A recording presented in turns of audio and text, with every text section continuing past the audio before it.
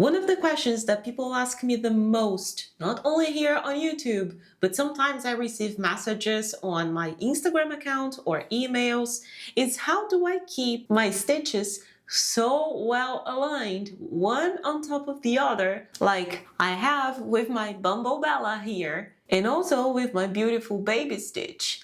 And especially when we have color changes like I have in this Amigurumi, having one stitch on top of the other makes a huge difference.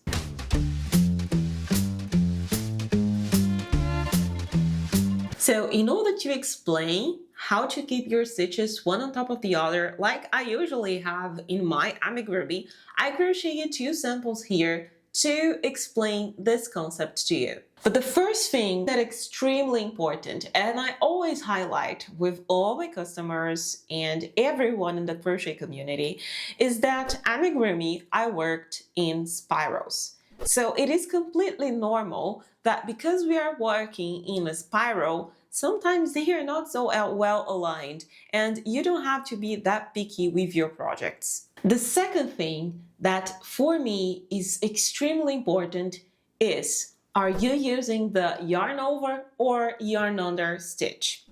And why this is so important? Because whenever we are crocheting with yarn over, and I'll call it the V shape because then it's a bit better for us to understand. Yarn over, V shape. Yarn under, X shape. I cannot make the X here. And why does it happen? Because whenever we crochet with the V shape, it creates sort of a web, and the form, the shape of the V, it makes it like this. So the stitches are never one right on top of the other. They cross each other like this.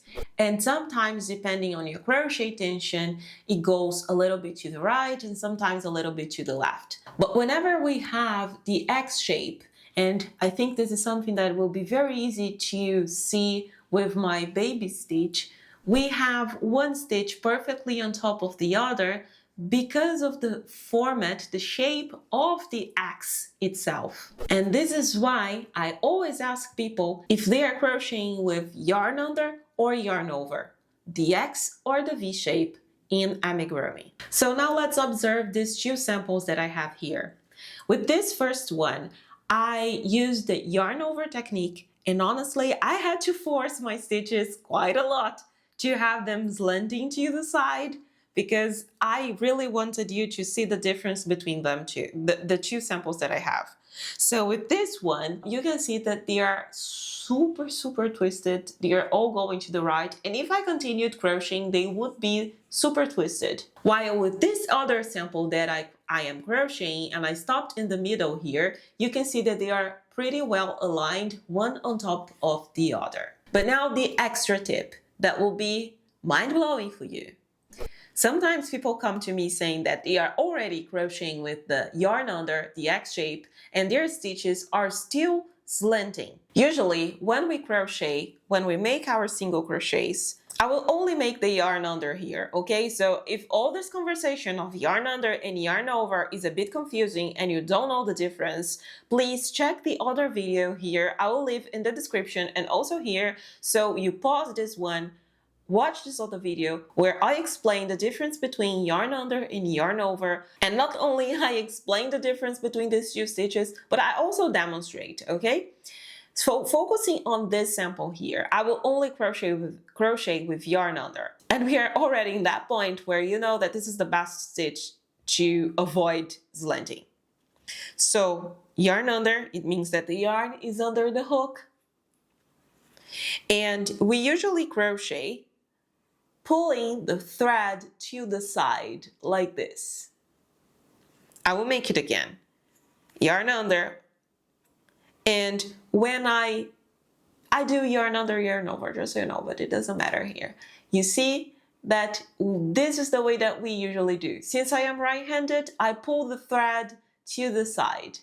But there is one problem. Whenever you pull the thread to the side, and you do that in every stitch, in every round, it makes your stitches lean to the side that you're pulling the thread. And that's why in this sample, Well, of course I was using the yarn over, but I was also forcing my stitches quite a lot, like pulling them to the side because I wanted to make them very twisted. So what you have to do, and this might be a little tricky because we already have our own ways to wrap the yarn in the non-dominant hand and make the single crochets. This is a bit more of an automatic process if you're not a beginner anymore. But instead of pulling the yarn to the side, you pull it up. Observe the difference. This is the wrong way, to the side. You see, I am exaggerating because I want you to see that I'm pulling to the side.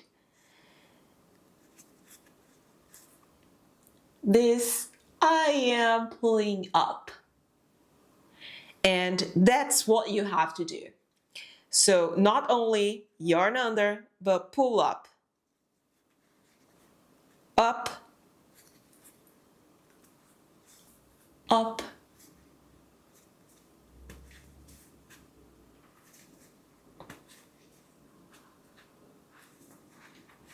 And now when I get to the color change, you can simply attach the yarn and you continue doing exactly the same thing. Don't pull to the right, like this. You will pull the yarn up. You see that I pull up and already bring to the other side. Up. Try this exercise. Try to do this with just a sample or an amigurumi that requires some color change, like my baby stitch, for example, and you'll see that your stitches will not lean to the side, regardless if you're right hand or left-handed. Okay? And you can see that the stitches are pretty well aligned one on top of the other. It's not perfect. Remember the first tip that I told you in this video. Remember that we're working in spiral and it's completely normal that the stitches would not be 100% one on top of the other. It happens. You see that this one is aligned. It's not like 100% perfect. It also depends on your crochet tension. I crocheted this simple in different moments. I crocheted half of it yesterday and now I'm crocheting with you while recording this video, and this might affect the way that my stitches are as well. But that's it. I really hope you enjoyed the tips that I gave you in today's video. Remember to give me a thumbs up and subscribe to the channel so you won't miss any tips, tricks, and tutorials that I bring here every week.